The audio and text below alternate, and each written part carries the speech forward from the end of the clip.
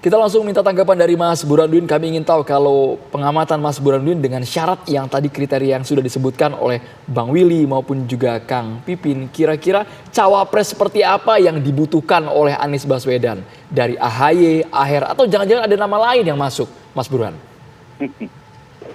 Saya langsung mengutip pada kriteria cawapres versi Anies ya. Karena kan logika dari 3 partai pendukung koalisi perubahan adalah cawapres itu menjadi hak eksklusif Anies Baswedan. Jadi kita perlu dengar dulu apa kata Anies mengenai cawapres yang paling ideal menurut dirinya. Nah setidaknya kalau kita rekam pernyataan Anies di media itu ada 3 kriteria yang dia sebut. Yang pertama adalah cawapres yang membantu proses pemenangan koalisi perubahan. Yang kedua, memperkuat stabilitas koalisi. Yang ketiga, ini menurut Anies ya, itu membantu proses running the government. 3 kriteria utama ini. Nah, 2 kriteria yang terakhir maupun kriteria lain itu penting, tetapi tidak akan ada gunanya kalau kalah. Jadi dari 3 kriteria yang disebut Anies Baswedan, bobot atau skor paling tinggi adalah yang pertama. Mengapa yang pertama? Karena dengan menang di pemilu 2024, seorang capres atau partai pengusung koalisi perubahan bisa mengimplementasikan apa yang ada dalam cita-citanya. Nah pertanyaannya siapa yang dianggap paling potensial membantu Anies Baswedan menang? Kan begitu. Jadi logikanya harus runtut. Nah kalau kita lihat hasil survei lembaga-lembaga yang kredibel, itu 3 teratas itu relatif tidak mengalami perubahan, kecuali urutannya. Nah di bulan November itu baru kali pertama Anies menyalip Pak Prabowo. Sebelumnya Pak Prabowo di peringkat kedua. Tetapi selisih antara Ganjar dan Anies Baswedan itu juga tidak terlalu jauh dan tidak ada satupun calon presiden yang bisa memenangkan dalam satu putaran. Nah dengan data-data elektoral semacam ini berarti cawapres siapapun, mau cawapres Ganjar, Anies maupun Pak Prabowo menjadi faktor determinan untuk menentukan siapa yang tersenyum manis di tanggal 14 Februari 2024. Nah dari nama-nama yang disebut, ada nama yang disebut misalnya dari Demokrat adalah AHY. Kemudian nama yang disebut oleh PKS adalah Ahmad Heriawan. Mungkin Pak Ahmad Heriawan memenuhi kualifikasi yang ketiga, yaitu membantu proses pemerintahan. Mungkin AHY membantu poin yang kedua, yaitu memperkuat stabilitas koalisi. Meskipun dari versi Demokrat belum tentu juga Nasdem atau PKS setuju kalau AHY jadi cawapres Anies Baswedan. Tapi 2 nama ini perlu diuji mengenai seberapa besar peluangnya untuk membantu proses pemenangan. Nah dari data-data yang ada di luar dari 3 nama itu adalah Anies, Ganjar, Pak Prabowo, itu yang punya elektabilitas tertinggi berikutnya namanya Ridwan Kamil. Tapi Ridwan Kamil sendiri berada di Partai Golkar, bukan bagian dari koalisi perubahan. Kemudian siapa lagi yang berada di peringkat setelah Ridwan Kamil? Ada nama-nama lain seperti AHY, kemudian seperti Hovifah, tetapi selisihnya itu dalam margin of error. Artinya tidak bisa secara konklusif kita simpulkan AHY atau Hovifah lebih tinggi satu sama lain. Nah, jadi tidak ada yang bisa kita simpulkan. Nah pertanyaannya, kalau sudah mentok seperti ini, siapa yang mau diambil keputusannya dalam istihad politik antara 3 partai pengusung koalisi perubahan? Maka mau tidak mau ada kalkulasi. Karena secara matematis tidak ada yang lebih tinggi ketimbang satu sama lain, maka dicari siapa yang paling potensial membantu proses pemenangan Anies Baswedan. Nah kalau kita lihat data, Anies Baswedan itu lemah di 2 provinsi besar, Jawa Timur dan Jawa Tengah. Dan data juga menunjukkan pemilu presiden secara langsung sejak 2004, tidak ada capres yang bisa menang tanpa memenangkan Jawa Timur dan Jawa Tengah. Pak Jokowi kalah 2 pilpres di Jawa Barat, tapi tetap menang secara nasional karena di Jawa Timur dan di Jawa Tengah menang tebal. Nah sekarang pertanyaannya siapa di antara nama-nama yang digadang-gadang tadi yang punya potensi melengkapi kekurangan elektoral Anies di 2 provinsi besar itu. Lagi-lagi melihatnya bukan data elektoral per hari ini. Karena data elektoral per hari ini tidak ada dari 3 nama yang disebut, atau mungkin nama Andika kalau kita masukkan ya sekalipun, itu yang memenuhi kriteria pertama seperti yang disampaikan oleh Anies Baswedan. Begitu, Andro. Baik, kita ke Kang Pipin lagi. Kang Pipin, ini artinya kalau bakal calon wakil presiden bukan dari PKS, tanggapan dari PKS seperti apa? Misalnya tadi disebutkan oleh Mas Burhan, contohnya AHY dari Demokrat atau bahkan di luar dari koalisi perubahan, tadi ada Ridwan Kamil atau Khofifah. Bagaimana, Kang Pipin? Sejak awal, posisi PKS adalah tegas. Kami akan mencari capres-cawapres. Yang pertama adalah berpeluang menang, ya, yang kedua adalah nasionalis religius, yang ketiga adalah simbol perubahan.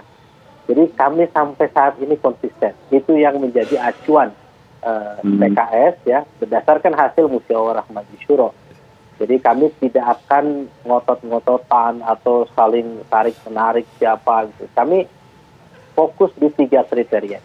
Dan nampaknya kita sudah pada posisi tadi membangun kesadaran dalam berkomunikasi antara Nasdem dan Demokrat, kira-kira siapa di antara kriteria-kriteria itu. Dan tadi saya setuju dengan Mas Burhan bahwa kriteria yang paling utama adalah nomor 1, siapa yang kira-kira berkontribusi untuk memenangkan. Artinya kalau menang itu disukai, dicintai oleh rakyat, dan kita mendengarkan aspirasi rakyat. Jadi saya kira kami sangat bangga, sangat senanglah dengan komunikasi yang saat ini berjalan. Dan kami juga tegaskan ya dalam pertemuan kemarin, kalau misalnya ada yang mau gabung, mangga silahkan ya dari partai-partai lain. Tetapi fondasi kita bertiga ini so far sampai saat ini kami rasakan saling respect, saling percaya, ini saya kira modal besar.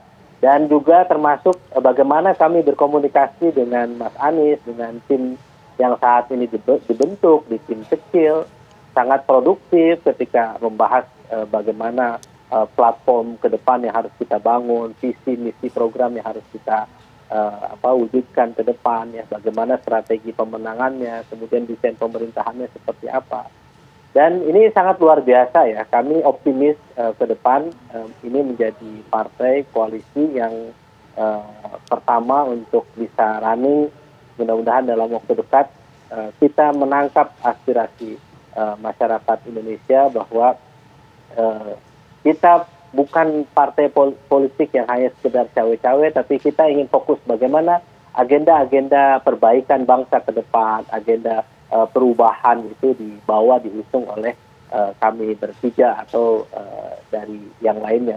Jadi saya kira insya Allah urusan cawapres bukan hal yang berat, Mas Andro dan kawan-kawan. Itu hal yang kita tentu pikirkan dengan seksama, dengan matang, ya, dan insya Allah saya kira kita tidak pada posisi saling angkuh atau saling ngotot-ngototan, ya, kita terbuka, kita lihat bagaimana hasil survei, sebagaimana yang disampaikan oleh Mas Burhan. Kami melihat angka survei itu bukan, oh ini potensi menang atau tidak, tapi di situ ada harapan, di situ ada kecintaan masyarakat terhadap sosok capres-cawapres itu.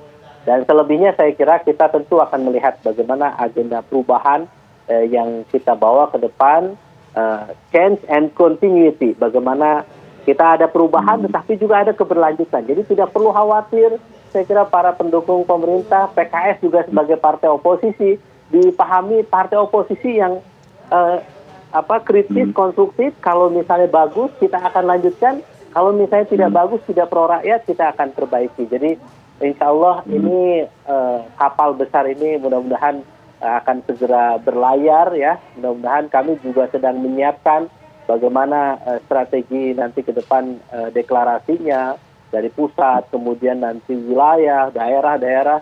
Dan ini sudah mulai kita melihat gelombang harapan ke depan bahwa PKS, Nasdem, dan Demokrat akan semakin matang dalam berdemokrasi, dalam bernegara, dan dalam pemenangan di 2024 nanti. Baik, Kang Pipin. Kita langsung ke Bang Willy. Bang Willy, kalau melihat statement Nasdem yang berkali-kali diutarakan adalah cawapres kita serahkan sepenuhnya kepada Anies Baswedan. Namun seandainya kalau kandidat cawapres tersebut tidak ada di Koalisi Perubahan, tidak ada di PKS maupun di Demokrat, apakah memang sudah ada satu nama yang dikantongi oleh Koalisi Perubahan yang tinggal tunggu waktu saja untuk mengumumkannya, Bang Willy? Ya, ini kalau kita dengan kepala dingin, dada yang lapang, tentu persoalan-persoalan ini bisa kita lihat dengan jernih dan kemudian keputusannya tentu akan menguntungkan kita semua, tidak hanya Koalisi Perubahan yang kemudian semakin solid, tapi juga kemenangannya menjadi kemenangan rakyat. Jadi itu yang lebih menjadi hal yang kami utamakan. Kenapa? Karena yang Mas Pipin tadi bilang, kesebangunan dengan aspirasi rakyat itu yang menjadi pilar utama kami. Dalam bahasa Mas Burhan itu adalah rasionalitas untuk kemenangan ya. Yang kedua adalah tentu kami juga dalam posisi yang ngintip-ngintip semoga nanti ada durian yang jatuh tiba-tiba gitu. Ini kan rezeki anak soleh aja. Nah, proses kesabaran ini, ketekunan ini, ketelitian ini kami lakukan untuk kemudian ini suatu hal yang dinamis, siapapun itu mau latar belakangnya dari parpol, mau di luar parpol, itu menjadi suatu hal yang kemudian sangat terbuka sekali, tapi setidak-tidaknya kita tunggu elemen of surprise-nya lah ya. Surprise ini kan kadang-kadang bukan karena kita terlalu hebat, terlalu kuat, tapi karena orang yang lengah aja, terus tiba-tiba kita ke Siban Pulung gitu ya. Nah, rezeki anak soleh ini juga kami tunggu gitu, Andro dan Boni. Jadi ini dalam proses menentukan cawapres kita benar-benar tidak terburu-buru, kita butuhkan konsultasi dengan banyak pihak, dengan tokoh-tokoh masyarakat, tokoh agama, senior, mendengarkan publik. Nah, variabel-variabelnya sangat banyak ya. Jadi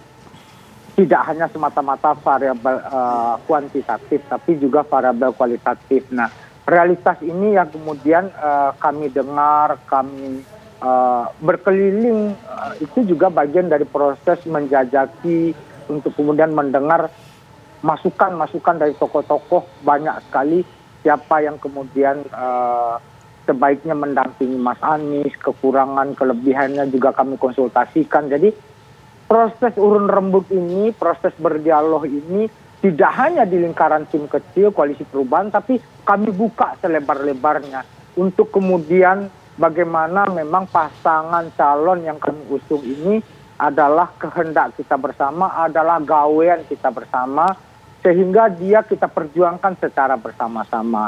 Dan sekali lagi Andro, Boni, ini adalah kehendak zaman, kehendak rakyat yang kita perjuangkan secara kolektif. Gitu. Baik, selanjutnya saya mau ke Mas Burhan lagi. Mas Burhan menilai soliditas di Koalisi Perubahan ini seperti apa? Apakah mungkin masih bisa goyah di tengah jalan? Karena kalau kita lihat juga kemarin Pak Surya Paloh ini masih ada pertemuan dengan Ketua Umum Partai Golkar, Erlangga Hartarto, dan bahkan juga sempat menyebut bahwa masih ada probabilitas Nasdem bergabung dengan KIB. Iya, kalau soal probabilitas Nasdem bergabung dengan KIB itu masih terbuka, tetapi sepertinya capresnya Nasdem sudah sampai pada the point of no return. Ya, sulit untuk U-turn karena sudah terlanjur deklarasi secara terbuka Anies Baswedan sebagai capres dan sudah terlanjur Bung Willy ini nontang-nanting Anies ke sana kemari. Jadi kalau kemudian mundur justru bisa menjadi bumerang buat Nasdem itu sendiri. Jadi sepertinya Anies sebagai capres itu sudah sulit berubah. Apalagi PKS dan Demokrat ketika melihat gejala Nasdem mulai akrab dengan kawan-kawan seiringnya di koalisi, itu langsung menggasnya dengan menyebut mendukung Anies tanpa syarat terkait dengan cawapres. Nah itu kan menurut saya ya, itu satu bentuk komunikasi yang kira-kira jangan sampai menyalahkan PKS dan Demokrat kalau misalnya Nasdem gagal mencapreskan Anies karena tidak ada lagi penghalang secara presidensial threshold. Jadi sepertinya saya baca Boni ya, komunikasi antara Nasdem atau elit Nasdem dengan misalnya Golkar atau misalnya dengan Luhut Panjaitan itu satu komunikasi untuk menetralisir efek pencapresan Anies terutama kepada mitra koalisi pemerintahan. Jadi Aniesnya sebagai capres sepertinya sulit untuk berubah, sepertinya ya. Nah, tetapi tidak menutup kemungkinan untuk membuka opsi atau memperbesar opsi koalisi bukan sekedar bersama Demokrat dan PKS. Jadi Demokrat dan PKS itu semacam captive untuk sumber daya pokok koalisi pendukung Anies, tetapi Nasdem tidak mau eksklusif hanya pada 3 partai ini. Sepertinya begitu. Jadi saya membaca Anies ini coba dibawa ke dalam internal pemerintahan, bukan sekedar dibawa keluar bersama PKS dan Demokrat. Itu cara Nasdem untuk mengatakan Anies ini kira-kira bukan sekedar membawa simbol perubahan, tapi juga membawa unsur keberlanjutan dengan menarik mitra internal koalisi pendukung pemerintahan. Nah pertanyaannya kenapa hanya ke Golkar, ke Gerindra, dan PKB? Mengapa tidak ke PD Perjuangan silaturahminya? Pilihan silaturahmi itu kan menunjukkan sesuatu. Kan kalau ditanya kepada Bung Willy atau Gus Coy kan pasti jawabannya silaturahmi menyambung rezeki, menyambung umur. Nah, pertanyaannya kenapa silaturahminya bukan ke Ibu Mega? Nah, pilihan silaturahmi itu menunjukkan sinyal bahwa Anies bisa dibawa ke dalam, tetapi pada partai-partai koalisi yang dianggap bisa menerima Anies sebagai capres. Dan itu adalah Golkar. Nah, masalahnya Golkar pasti tidak akan gratisan kalau memberikan dukungan kepada Anies sebagai capres. Jadi sangat mungkin misalnya Golkar setuju sama Anies, tetapi paket cawapres yang ditawarkan Erlangga Hartarto. Nah, pertanyaannya bersedia nggak Kang Pipin atau Demokrat ya menerima Erlangga Hartarto sebagai cawapres Anies? Jadi ada banyak kejutan ke depan, tetapi kejutannya berkaitan siapa nomor 2 yang mendampingi Anies. Baik, terima kasih banyak Mas Burhanuddin, kemudian Kang Pipin dan juga Bang Willy sudah bergabung di Kabar Petang. Kita tunggu nanti deklarasi terbukanya seperti apa dari Koalisi Perubahan.